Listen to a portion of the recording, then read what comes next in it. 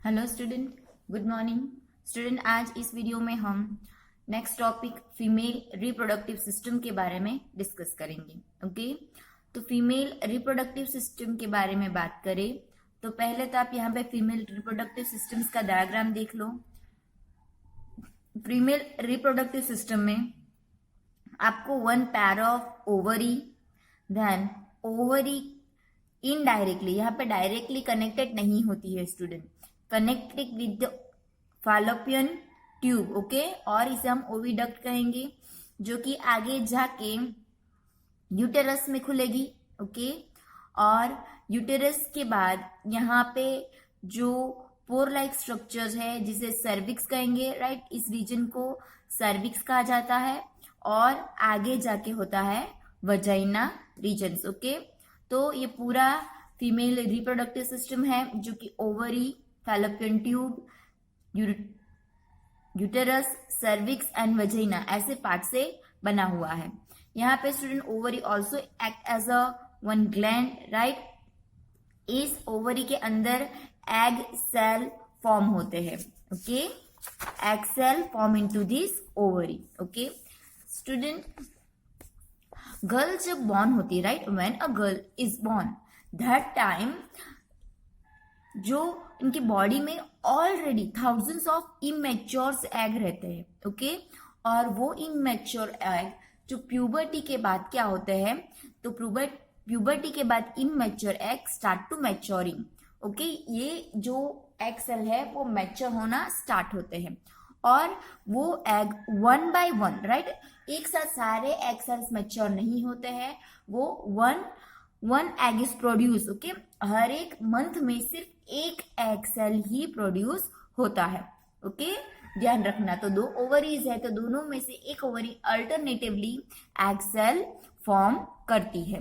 Okay, the egg is carried from the ovary to the womb through a thin oviduct fallopian tube. The two oviducts unite into a elastic bag-like structure known as the uterus. Okay, तो क्या होगा student कि यहाँ पे जो है ये ovary के अंदर, पहले तो जब गर्ल बॉर्न करती है तो उसके अंदर thousands of immature egg ovary के अंदर होते ही हैं, बट प्यूबर्टी के बाद ये स्टार्ट होता है। फिर भी स्टार्ट होता है तो भी एक मंथ में सिर्फ एक ही एग सेल फॉर्म होता है, राइट।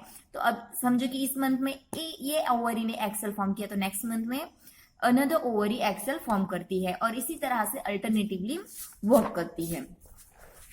ओके, और वो आगे जाके फैलोपियन ट्यूब एंड यूटेरस में जाएगा। Okay, the sperm enter through the vaginal passage during sexual intercourse. They travel upward the vaginal passage.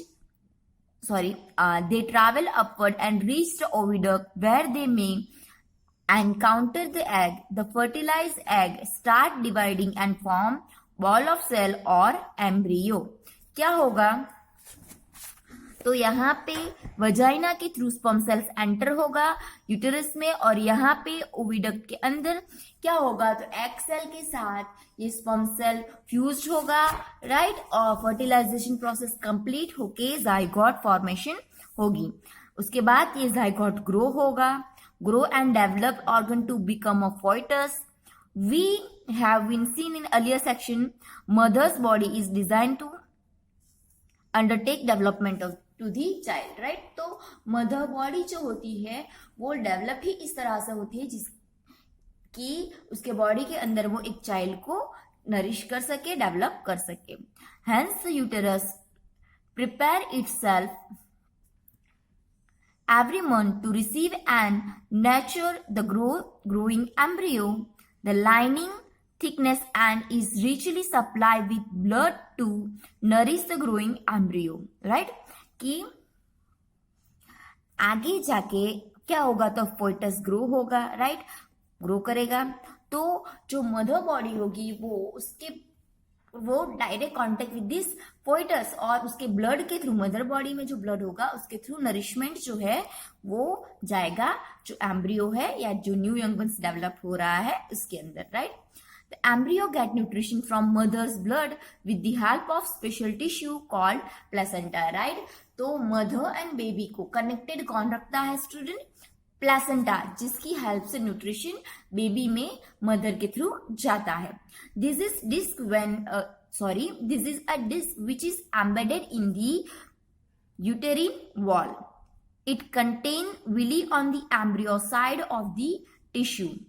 On the mother side are blood space. Okay, क्या होगा? तो embryo के साइड से villis यानी कि क्या हमने डाइजेशन में भी देखा था ना कि finger like structures. Okay, hair जैसे फिंगर लाइक स्ट्रक्चर्स होते हैं, वो कहाँ पे होंगे? तो एम्ब्रियोनिक साइड पे जो टिश्यूज होंगे वहां पे होंगे, जो कि क्या करेगा? तो मदर ब्लड में से न्यूट्रिशंस एब्जॉर्ब करेगा. ओके, और वो क्या प्रोवाइड करता है? तो लार्ज सरफेस एरिया प्रोवाइड करेगा, जिसके थ्रू ग्लूकोज एंड ऑक्सीजन क्या होगा? मदर में से बेबी में पास आउट होगा, यानी कि एम्ब्रियो में पास आउट होगा.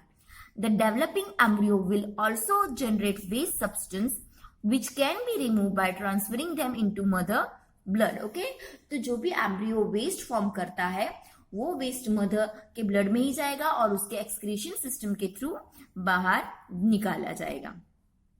ओके, द प्लेसेंटा के थ्रू ही वो निकलेगा. The development of child inside the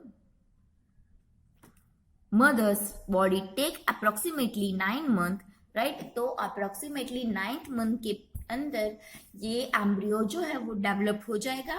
The child is born as a result of rhythmic contraction of muscle in uterus. Okay, तो यूटरस की जो क्या होगा, इसमें स्पेसिफिक रिदमिक मूवमेंट स्टार्ट हो जाएगी और यहां से सर्विक्स और ये वजाइनल वे से बेबी का बर्थ होगा. क्लियर? नाउ यहाँ पे हमने क्या स्टडी किया कि जो ओवरी है, ओवरी 1 मंथ में 1 एग प्रिपेयर करती है और एग रिलीज होगा, एग में स्पर्म सेल फ्यूज्ड होगा, फर्टिलाइजेशन होगी, जाइगोट बनेगा, फिर आगे जाके एम्ब्रियन बन के एक बेबी का बर्थ होगा, राइट? बट अगर एग सेल फर्टाइल ना हुआ तो, राइट? तो if the egg is not fertile, it lives for about 1 day, since the ovary release 1 egg every month, right? The uterus also prepare itself every month to receive a fertile egg. Thus, its lining become a thick and spongy. This will be required for nourishing the embryo if fertilization has taken place. Now, however, this lining is not needed any longer, so the lining slowly breaks and comes out through the vaginal as blood and mucus.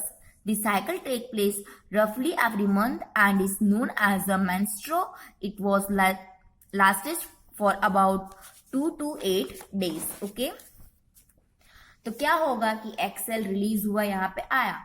Okay, तो यहाँ पे क्या होगा? तो यहाँ की जो tissues है वो स्पेशलाइज टाइप ऑफ लिग्निंग, यहाँ के टिश्यूज ग्रोथ होने लगेंगे. ओके, और ये ग्रोथ क्यों होते हैं? तो क्योंकि फर्टिलाइजेशन प्रोसेस के बाद जो नरिशमेंट न्यूट्रिशन जो चाहिए होता है वो सप्लाई करता है, बट फर्टिलाइजेशन हुआ नहीं, राइट? तो फिर जो एम्ब्रियो फॉर्मेशन होगा नहीं, तो ये जो फॉर्मेशन होती है, राइट, तो ये सारे टिश्यूज जो होते हैं वो ब्लड एंड म्यूकस के फॉर्म में वजाइना के थ्रू यहाँ से बाहर निकलते हैं. और ये जो प्रोसेस है इसे हम मेंस्ट्रुअल साइकिल कहते हैं. और ये जो टिश्यूज बाहर निकलती है, ओके, तो ये ब्लड जो रिलीज होता है वो 2 to 8 डेज तक चलता है, राइट? और ये एवरी मंथ 25 to 28 डेज के बाद ये साइकिल अगेन रिपीट होती रहती है. क्लियर? तो इसे हम कहेंगे मेंस्ट्रुअल साइकिल. Clear student? तो यहाँ पे स्टूडेंट आपको ये डायग्राम कंपलसरी करना है, इसके सारे पार्ट्स करने हैं. ओके,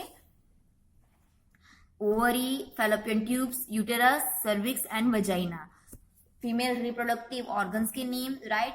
पूरी फर्टिलाइजेशन प्रोसेस, अगर फर्टिलाइजेशन नहीं हुआ तो ये सारे जो है इंपॉर्टेंस है, सो याद कर लेना. ओके,